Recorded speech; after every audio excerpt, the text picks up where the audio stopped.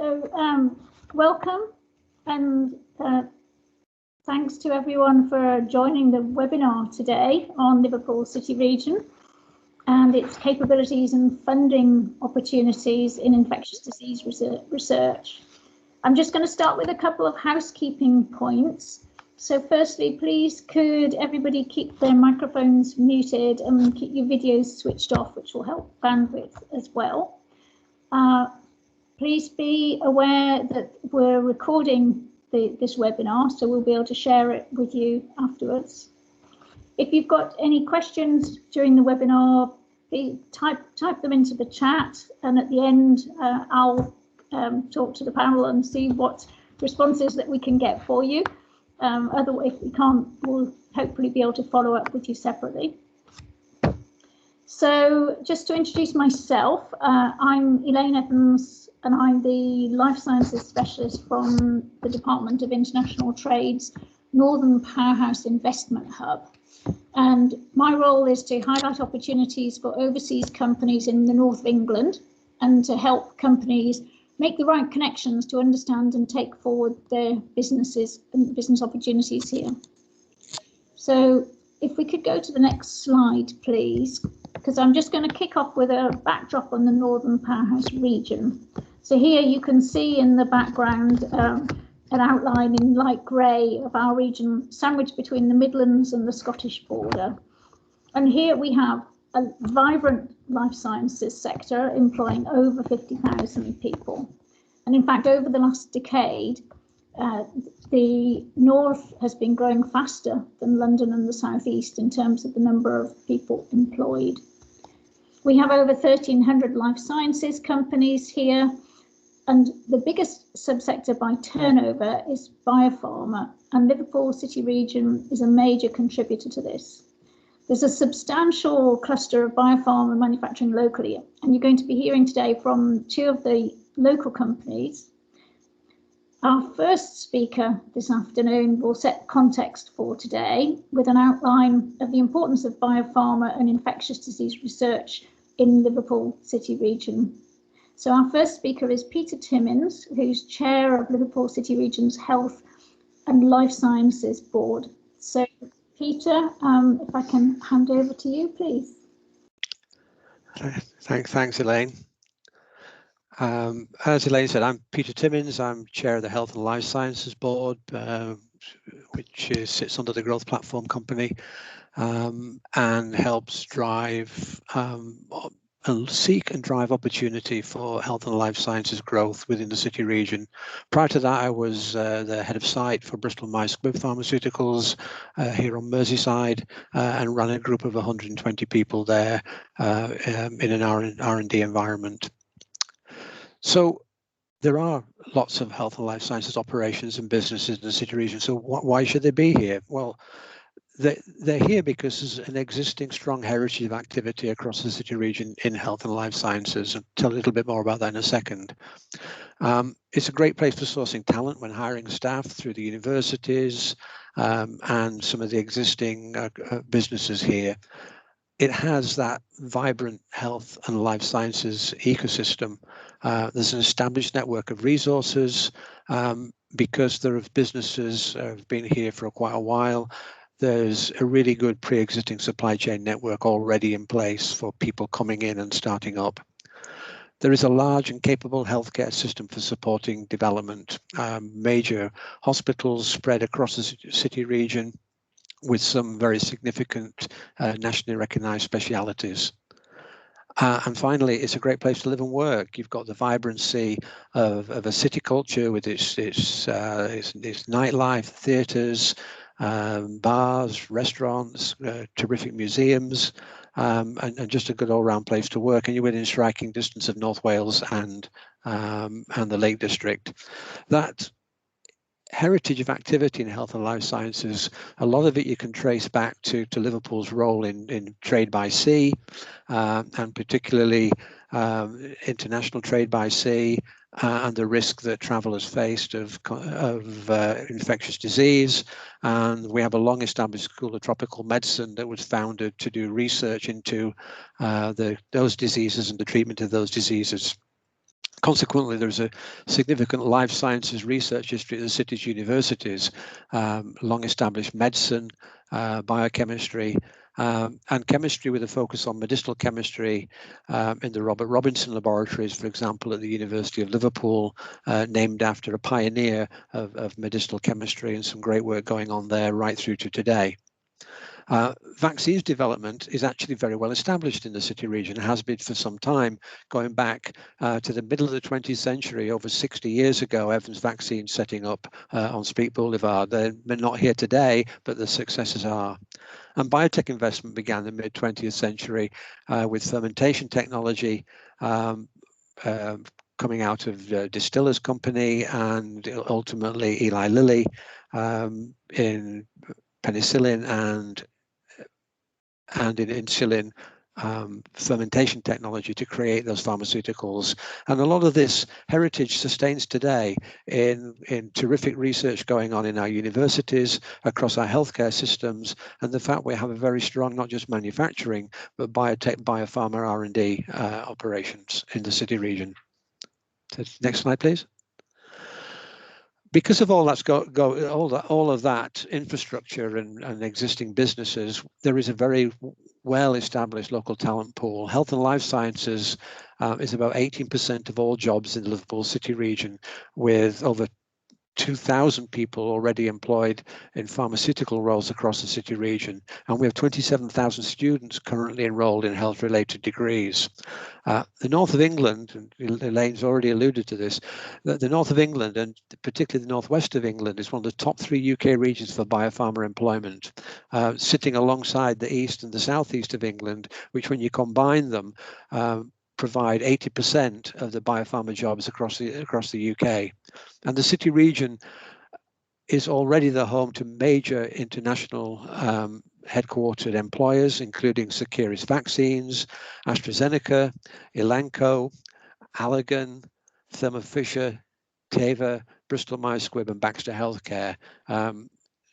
A very, very strong base, and that's just some of the companies here. That's just some of the bigger ones. Lots and lots of other businesses right across the city region. The city has world-class assets for expertise in R&D. That recognition came through the Liverpool School of Tropical Medicine, being able to lead a consortium which has received 18.6 million from the UK RI as a Strength in Places fund, which is funding for 5 years to deliver on innovative projects, delivering an integrated therapeutic solution for human infections. You're going to hear a little bit more about that from the next speaker. It brings together the Northwest's largest concentration of infectious diseases research in the UK and has already got guaranteed funding of 150 million plus. It capitalises on the region's track record in working in active translational programs in vaccines, diagnostics, therapeutic agents, and drug formulations for treating infectious disease. There are multiple world-class assets across the city region, academic and industry alike. Academically, we have our Knowledge Quarter, we have SciTech at Daresbury, the Hartree Centre focusing on data analytics and artificial intelligence. We have a virtual engineering centre, Sensor City, Materials Innovation Factory creating the next generation materials for health and medicine, a bioinnovation hub, surface science research, very important to looking at things like biofilm development and preventing those biofilms, and these sit across and within and alongside our key institutions. Already mentioned the Liverpool School of Tropical Medicine and the University of Liverpool, but let's not forget also our very, very strong Liverpool John Moores University with some of the applied health sciences there. And there are key organisations to support across this: the Innovation Agency, Liverpool Health Partners, the Northwest Health Tech Culture, and the Manufacturing Technology Centre. Next slide, please.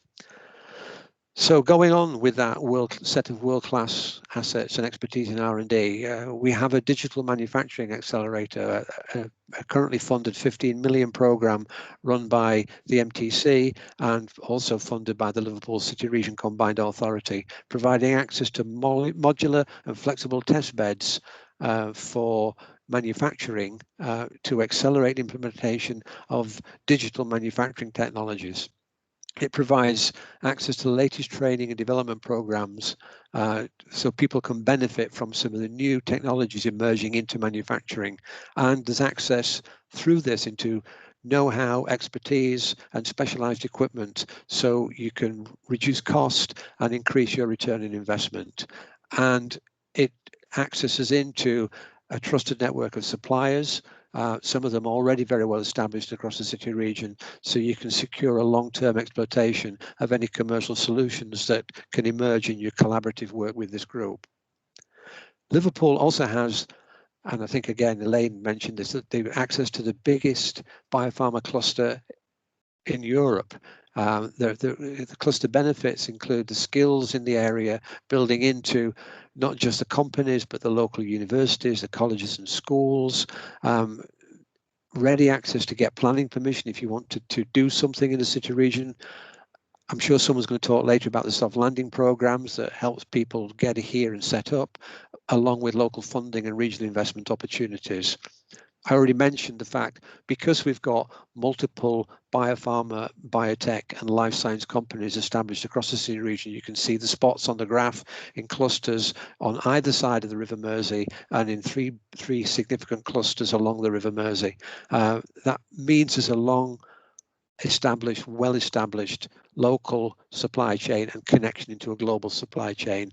And with that global supply chain, it's easy to connect in and out of the United Kingdom through Liverpool and Manchester airports. There is a good infrastructure for clinical research. There's a lot of very significant hospital facilities available, some of them very, very specialised, at Liverpool and Broad Green, paediatrics at Alder Hey, a clinical trials centre which allows people to come in and set up even for phase 1 trials, and there are a Department of Biostatistics within the universities as well to help you understand data coming out of those trials. What I'm really trying to tell you here, we have an innovation ecosystem with end-to-end capability, starting at preclinical research, getting you through phase 1 and phase 2 trials, being able to set up for manufacturing, access to expertise in quality control, and the supply chain is there. And you could go from those very first principles of discovery all the way through to scale up commercial manufacture and commercialization of a product. Just to give you an example of that world-class assets and expertise in R&D, Liverpool City region was a major player in some of the work on COVID-19 from the very early stages of the pandemic, creating rapid responses to the disease, capitalizing on the capabilities and expertise of the Liverpool School of Tropical Medicine to initiate some of the late stage trials of the COVID-19 vaccine from Oxford AstraZeneca, and embarking on some community testing innovations, such as the mass testing for people without symptoms for virus, which has been a precursor to some of the work that is now being established in surge testing. And we've got some pilot events coming soon, which you started to hear about, to get us to the next phase of lifting the lockdown. COVID response was very, very strong across the city, as I've already pointed out, and that's because we have a lot of assets that we can rely on. The Respiratory Clinical Research Group, the School of Tropical Medicine I've mentioned many times already, and some of our clinics and trial facilities, which meant that Liverpool was one of those very early and very successful sites for getting COVID-19 trials up and running and still running today. So I'll stop there. That's a brief introduction just to show you what a really strong base we have here in Liverpool. And I'm going to hand over to Professor Janet Hemingway and Dr. Becky Jones-Phillips, who are going to tell you a little bit more about the innovation, the Infection Innovation Consortium ICON, and the way that Liverpool School of Tropical Medicine integrates into that. So thank you very much, and I'll hand over to Janet. Thank you, Peter, and welcome everybody who's joining the webinar today. what I'm going to do today, along with Becky, is talk a little bit about our offering to industry and why we're working in the anti-infectives landscape, associated challenges to that, and how you can get involved. Next slide, please. So why anti-infectives? I think because all of them, whether you're talking about a drug, a vaccine or an antibiotic, suffer from the same issues. This area is generally underinvested as a market. It needs new solutions. A lot of the expertise sits in the research institutes and in small companies. And we've got many products at the end of their life cycle due to the emergence of resistance. I should also say that clearly with COVID, it's been very obvious that we need to be able to react quickly to many of these infectious diseases, particularly when something starts to increase very rapidly as COVID has. So with a market that has a very poor reward incentive for companies, then we need to be able to put something in place in terms of collaborative platforms that de-risk getting those products through to market and make it way more attractive for companies to get involved. Next slide, please. So ICON was built around this premise. As Peter said, we were lucky enough to get 18.6 million of funding from the UK government. We have 6.6 million from the European Union and a further 148 million already from various collaborators and partners that we're working with. We have 6 core partners who are developing these research platforms, but the platforms are open for everybody. And the more we can collaborate with different groups, the better. Next slide, please. So 6 core partners are already linked up with 64 local businesses, and we have 120 businesses in our broader network, but there is still room for more.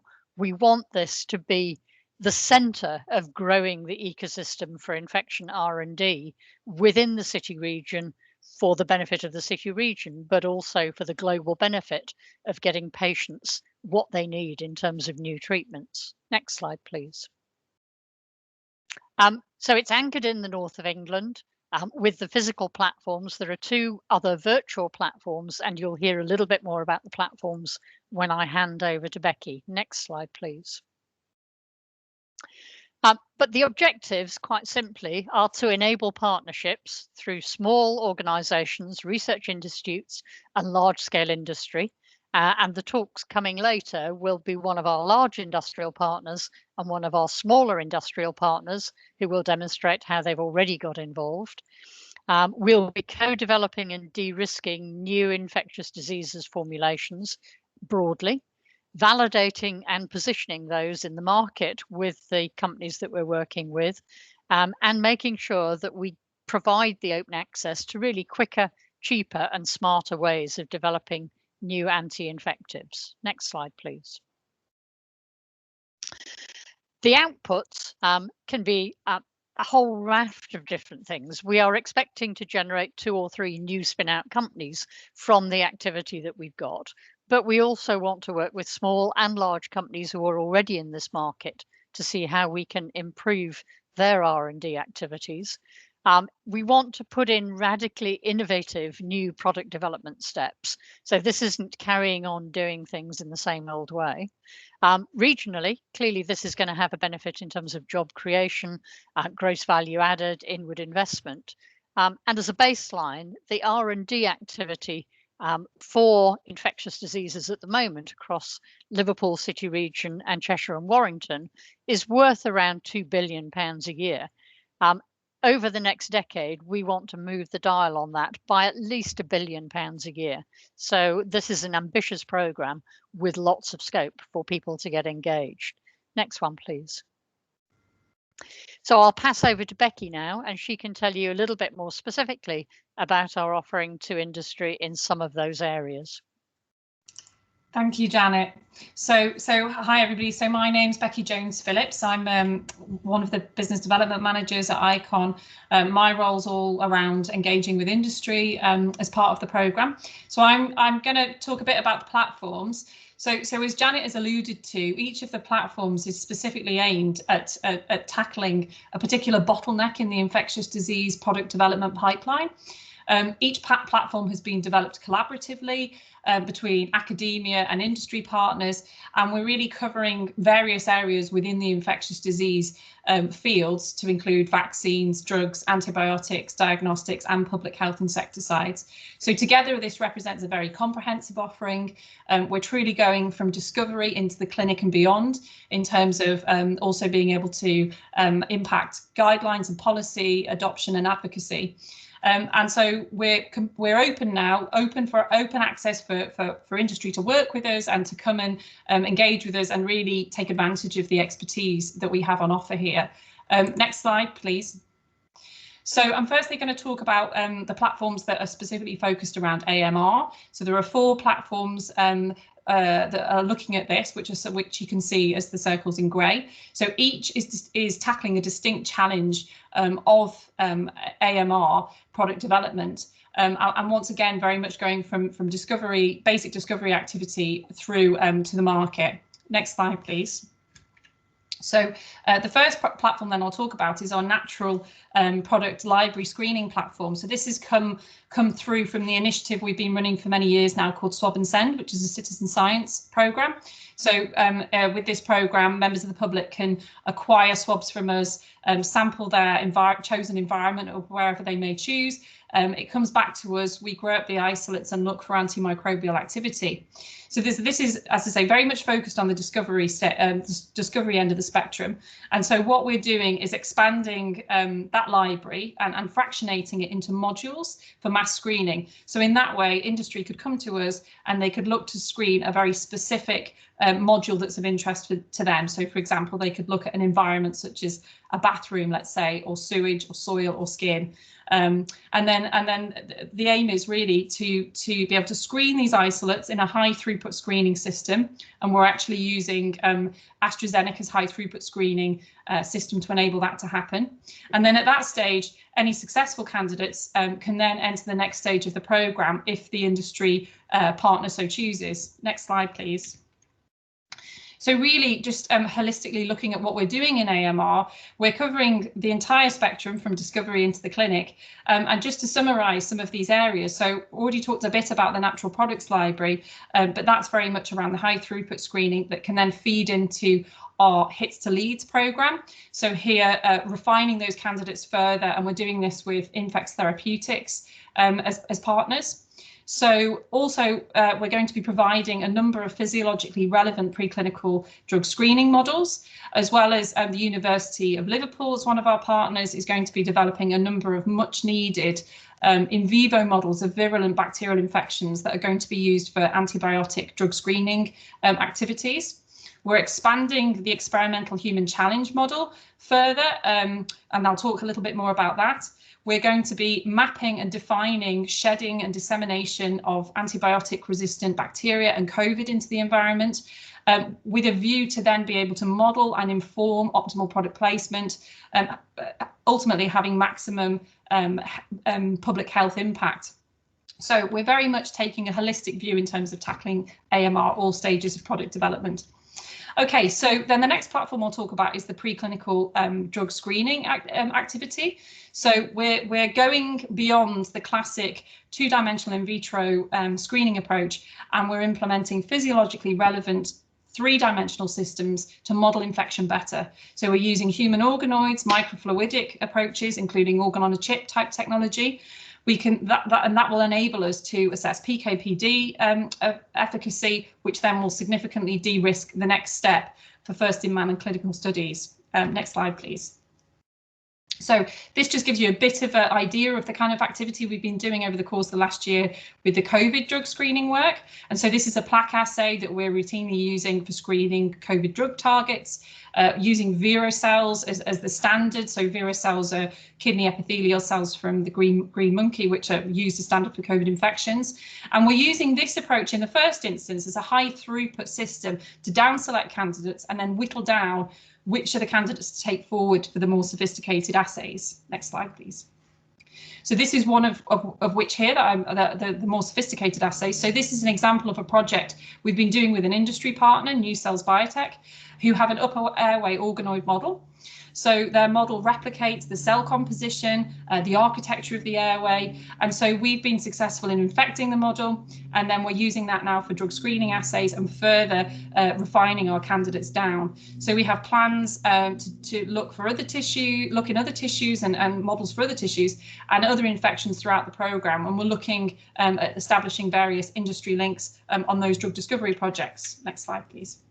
So the next platform then to talk about, which is the next progression really, is the preclinical screening, is the human infection challenge model. So this is where we experimentally infect human volunteers in a controlled way. This has been established for some time now with pneumococcal infection. So we'll now be expanding the operation and looking at other respiratory pathogens. Next slide, please. So this expansion has now put the human challenge capability at LSTM up to a commercial scale. So we've gone from a 5-bed to an 18-bed facility. We're looking to expand the repertoire to include influenza, COVID, other respiratory pathogens, in addition to the pneumococcal infection that's previously established. We've got a dispensing pharmacy on site also, and we've had some very notable high-profile collaborations in this space, particularly with Pfizer vaccines, most recently in the Oxford vaccine trial, where we were the top recruiting site. Next slide, please. So another platform will tackle non-invasive diagnostics and anti-infective services. The anti-infective services work we're doing in partnership with Professor Rasmita Raval at the Open Innovation Hub for Antimicrobial Services at the University of Liverpool. Next slide, please. But one project to showcase within the non-invasive diagnostics package is in developing insecticide sensors for annual indoor residual spraying. So indoor residual spraying is a preventative step to eliminate vectors of public health infections such as malaria, dengue, there's many others. And this is around monitoring quality of indoor residual spraying being an integral step in ensuring the efficacy of that process.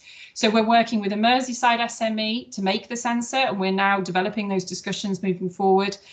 And really the project demonstrates the activities that we're embarking on are not just in classical formulations or conventional pathology diagnostics. We're harnessing chemistry, electromagnetic and engineering capabilities in developing smart diagnostic sensor technology. And this has been made possible through the diverse and dynamic partnerships that we've been establishing under ICON. In this instance, we've been working with LJMU. You can move to the next slide, please. So our activities in diagnostics more broadly now include projects with around a dozen or so companies, many of which are repeat collaborators coming back to commission second or third phases of work. We have probably the same number again coming through the FIND initiative, which I'll talk about in the next slide. We've been very active in AMR and COVID. We can accommodate industry requirements. We've been involved in many of the products that are now on the market. Next slide, please. So our partnership with FIND, who are the Foundation for Innovative New Diagnostics, we're now the UK evaluation site for FIND COVID diagnostic tests. There are only 3 or 4 of these sites globally for diagnostics, so this is a key partnership for LSTM and for ICON. FIND advised WHO on recommended diagnostics for procurement and rollout. And through FIND, we've been working with a range of diagnostic companies and technologies in the early stages of development through to clinical evaluation. And we've been working in lateral flow, molecular platforms, a range of different approaches. Many companies are developing antigen tests and the sample type varies. So we're quite adept with working with nasopharyngeal swabs, saliva-based approaches. Other companies are developing novel digital readers to support interpretation and collection of results. We're very used to all this, and we're very open to talk to companies who could benefit from our expertise and support in this area. Next slide, please. So throughout the last year, we've been approached by a huge number of companies wanting to test formulations and surface chemistries for COVID. So this is one example. So VirusN was a company commissioned by the Ministry of Defence who wanted to develop an anti-COVID spray for MOD use. Also clearly had healthcare benefits and applications as well as in the domestic environment as well. So we performed the viability studies with live virus to assess the product's antiviral effect, which could support the claim that it kills 99.99% of virus.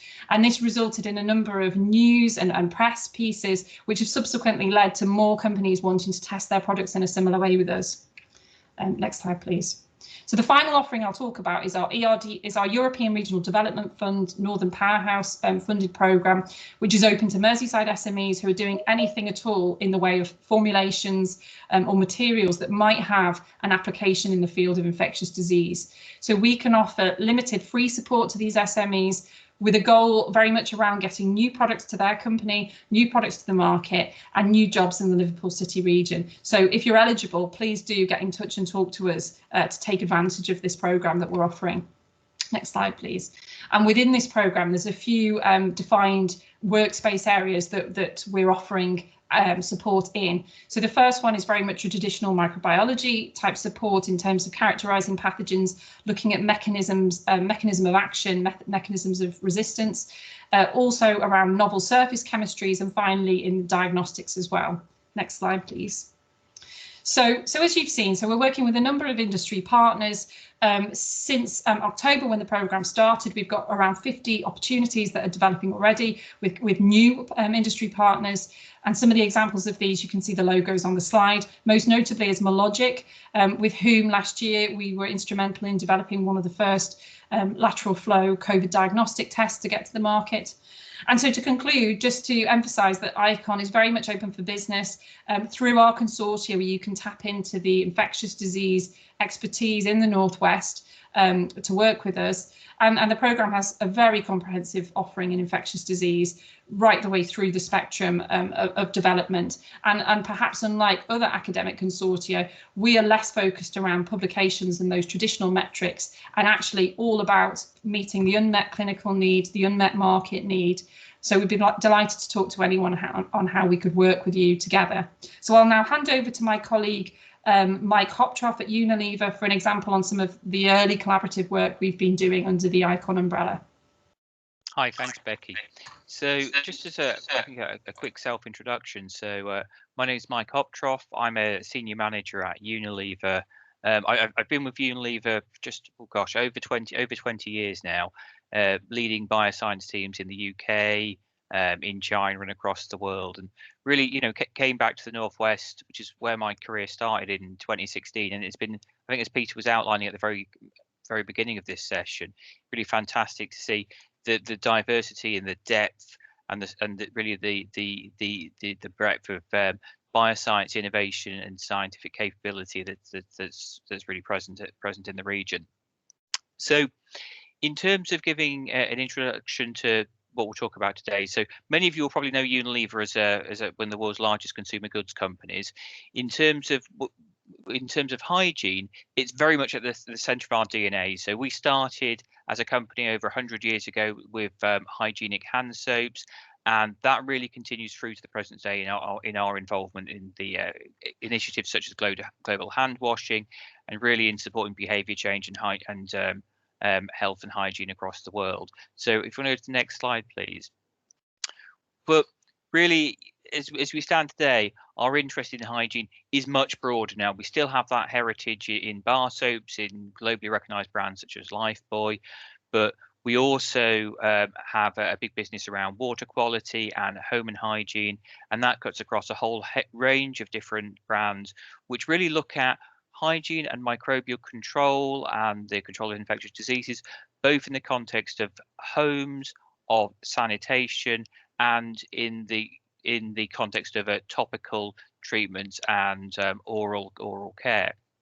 So if you want to pop on to the next slide, one of the things that I wanted to talk about today was just really to give you a couple of examples really of how ICON and Unilever's involvement as a core member of the ICON project is really helping us to have a big and important impact on our business. So one real standout example for over the last year, and really living through the unprecedented times that we are living through, really the ICON team has helped Unilever tremendously in really pivoting quickly to respond to those challenges. So working with the LSTM and the ICON team, we've really been able to access the category 3 laboratory facilities and the scientific expertise needed to evaluate the efficacy of our products against COVID-19. So, and you can see here for our mouthwash products where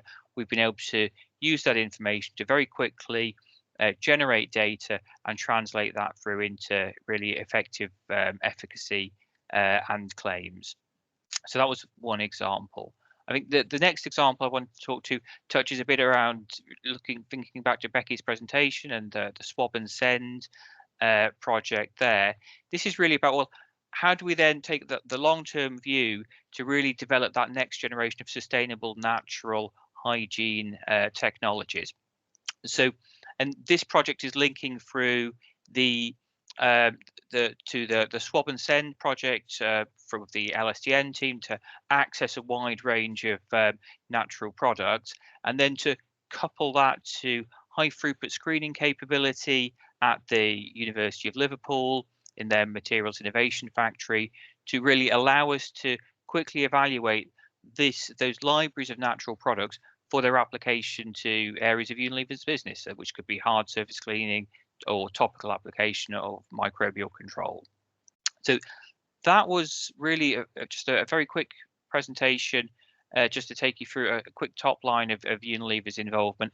I would encourage anyone on the call who's interested to definitely get in touch with the ICON team. I mean, it's been a really fantastic experience working with them, and it has allowed us to move a lot further and a lot faster than we would have been able to otherwise. So, and many thanks both to my colleagues, not only in Unilever but also in LSTM and the University of Liverpool. So thank you very much.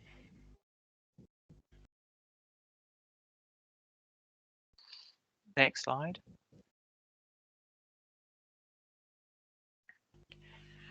Hi, good afternoon. My name's Liz Gillis. I'm the Molecular Development Manager at a local company within Liverpool called Mass Group Limited.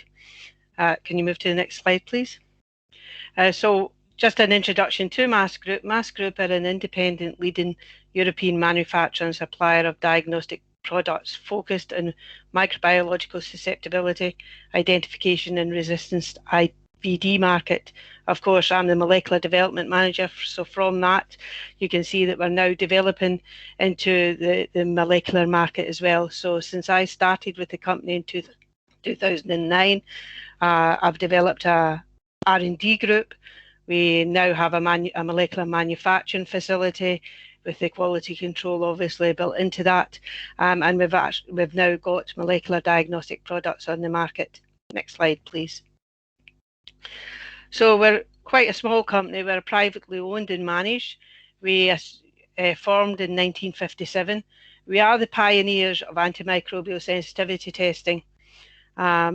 Overall, within 3 countries, so we've got a base in the UK, which is our global headquarters. We've got presence in Germany and also in France. We've got 170 employees across those 3 sites, and we've won the MediLink UK Award for Outstanding Achievement. Next slide, please. So, as I say, we're based in the outskirts of Liverpool city region. We're in Bootle, towards the port area, and within the last few years we've put in a lot of investment into developing new manufacturing facilities, which you can see in this slide is called the new build. Not only did that establish our manufacturing for our microbiology products, but it enabled us to be able to put in molecular biology and molecular diagnostic manufacturing capability, with the group headquarters sited across the road in Mast House. Next slide, please.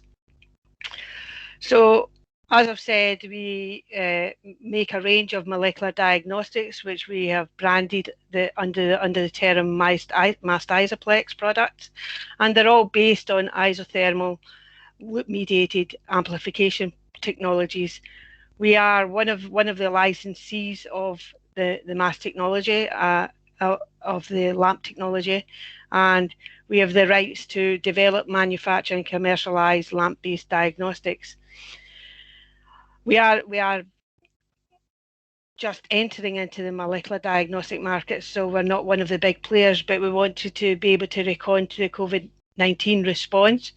So we looked at how we could make a unique selling product, And so what we've done was we developed an inactivation lysis solution called Mass Melt, which will inactivate SARS-CoV virus from clinical swab specimens within 5 minutes.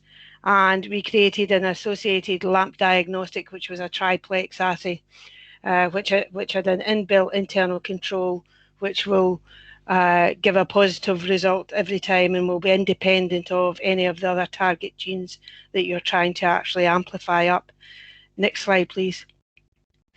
Our problem was that as a small company, we don't have class 3 facilities, so we were unable to be able to test on live virus because we're unable to hold any of those products. We had developed data to support product performance, but not on live virus specimens. So using RNA extractions from clinical specimens and from established cell lines, which had been inactivated. So where we wanted to go was we were looking for a partner who would be able to provide us with testing capabilities for the live virus, and that came through Liverpool School of Tropical Medicine, for whom we've got a very long-standing relationship. And they've also got very highly qualified scientific personnel, as you've already been, which previous speakers have spoken about. And they also have a range of instrumentation that would allow us to be able to test our products, not only on the platforms that we use, but also other platforms that are commercially available by other companies. So through that discussion with Liverpool School of Tropical Medicine, we were introduced to the EDRF project, and we were assigned a postdoctorate who is dedicated to the EDRF project to be able to establish rapid throughput of the testing that we were requiring. Next slide, please. So the project that we were looking at was to determine the limit of detection of our mass melt, so our inactivation buffer, in the presence of our diagnostic assay when using SARS-CoV spike swabs. So we looked at not only our own assay, the name has just recently changed to masked isoplex SARS-CoV-2 TPX to account for the triplex capability, and we looked at comparing that against a commercially available RT-PCR assay, so the all-plex SARS-CoV-2 assay. We had made a number of formulations, which some of which had gone through the PHE to determine the level of inactivation on SARS-CoV-2, and we'd found that we could get log7 reduction, viral reduction, with one of the formulations, and log5 with the other two. So we wanted to test all of these 3 formulations against our kit and the spiked swab samples, looking at some of the platforms that we didn't have available within our company. So looking at Rotogene Q from QIAGEN and the Quant Studio from ABI, we did provide the CFX Biorad studies to LSTM for them to be able to do the tests on that. Next slide, please. So as I say, the postdoc, Dr. Anna Atienza, conducted the studies for us, and what she demonstrated was that we could successfully release the SARS-CoV-2 virus from the swabs using our mass melt inactivation reagent in a manner whereby the sample could then go straight into the diagnostic test without the need for any further extraction. There are many systems, and particularly the RT-PCR, whereby you have to do the RNA extraction, which is time-consuming and costly, when it is important that you get results rapidly back to the patient. By looking at the various melt formulations, we discovered that our inactivation reagent performed to the same degree across the range of instruments, which is good. It means that the end user is not set with a particular instrument. They can look at a wide range, and we'd also evaluated in-house a number of instruments. It proved our mass melt could be used in conjunction with not only our own tests, but also commercially available RT-PCR products without the need for extraction, and that the limits of detections that we were achieving was the same using our melt buffer for inactivation with our own in-house assay and also the commercially available RT-PCR. Next slide, please. Next. So moving forward, what do we want to do with the data output? Well, by establishing and confirming that our mass melt can be used with our kits. Oh, sorry, can you go back one, please?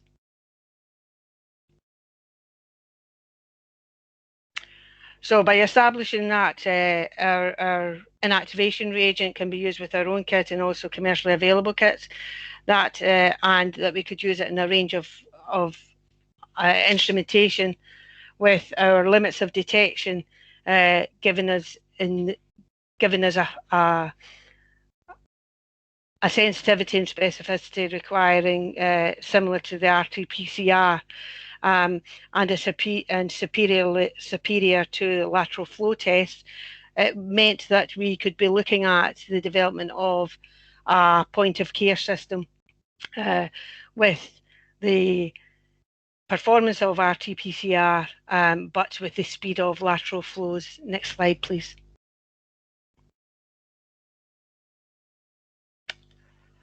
So where we want to take this now is that we've actually submitted into Condor, which is a nationwide programme, our products, our inactivation mass melt reagent and our kit in order to get technical validation in a clinical point of care near patient testing environment. We believe that with the help of the EDRF, the studies conducted by Public Health England, that we will be able to offer into the market very, very soon when we've completed the clinical trials, a product that will provide a simple, cost-effective point of care system that will generate results with the speed of lateral flow tests and the performance approaching PCR. I'd like to thank you all for your time, and I'm happy to sort of take any questions at the end of the end of the talk. So I'd now like to hand back to Elaine. Thank you very much, Liz. So yeah, before we open the panel to questions, I just wanted to mention that the wider support that the DIT can offer for businesses that are looking to enter the UK. So there's a dedicated team who can give advice to businesses on how to get the most of what's on offer in the UK, and if there's any issues preventing you from establishing or growing in the UK, they can work through those with you. Next slide, please.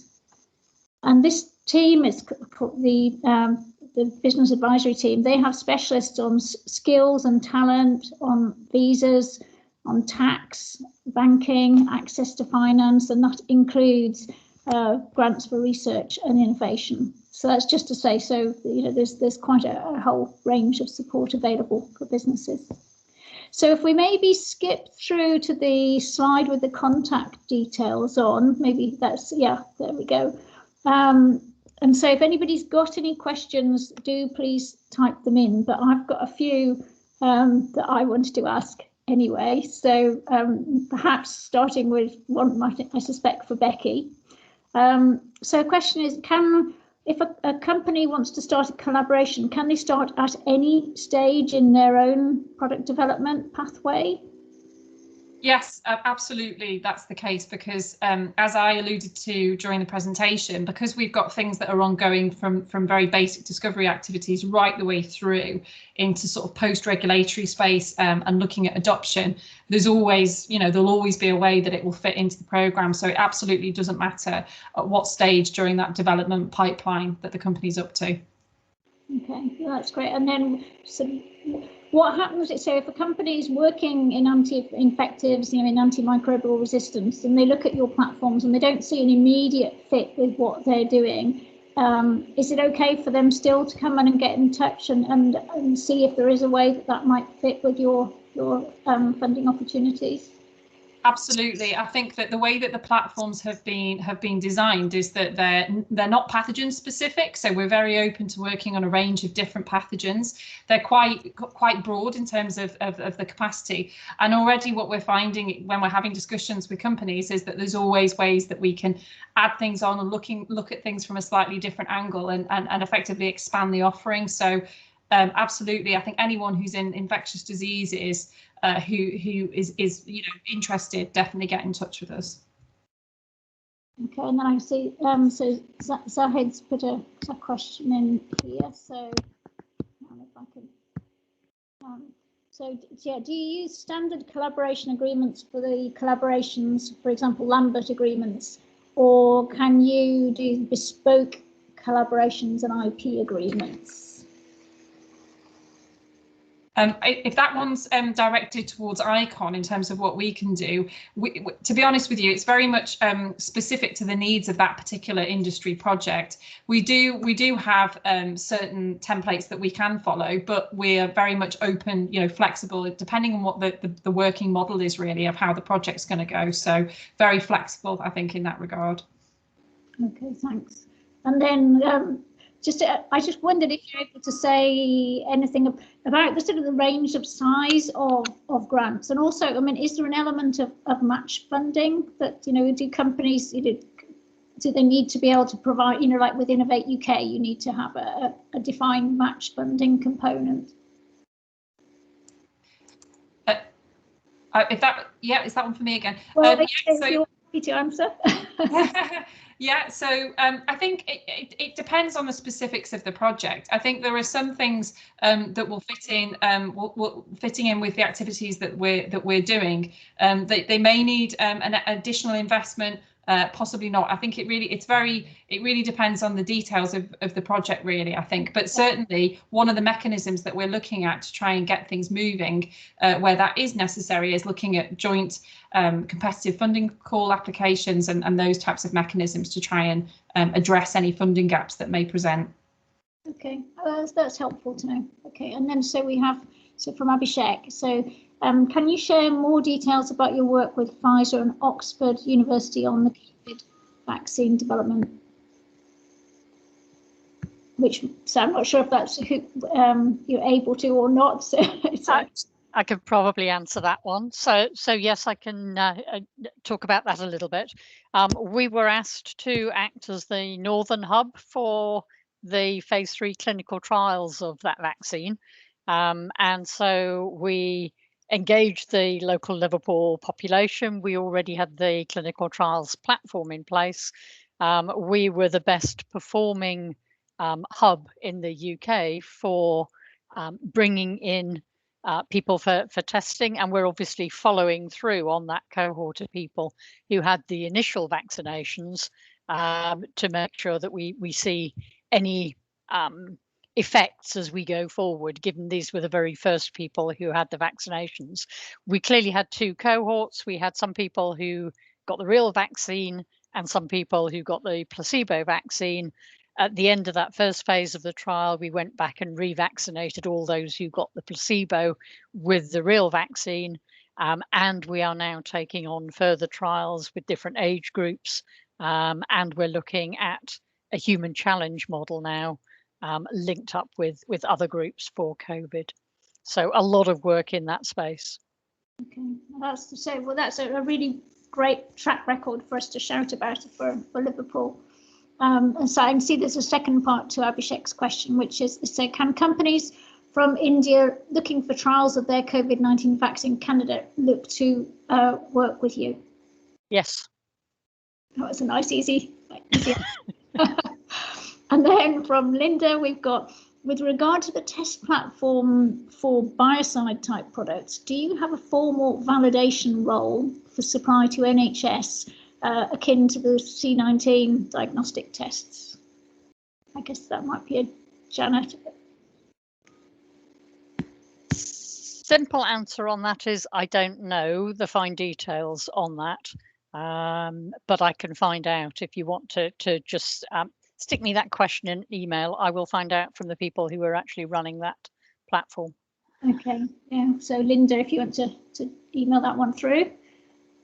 So some just other questions. So if because with Michael talking about Unilever and the collaboration, if a company could see that their product might have a fit with Unilever's interests, is there what would be a way for them to explore if a collaboration might be possible with Unilever. So that's it for Michael.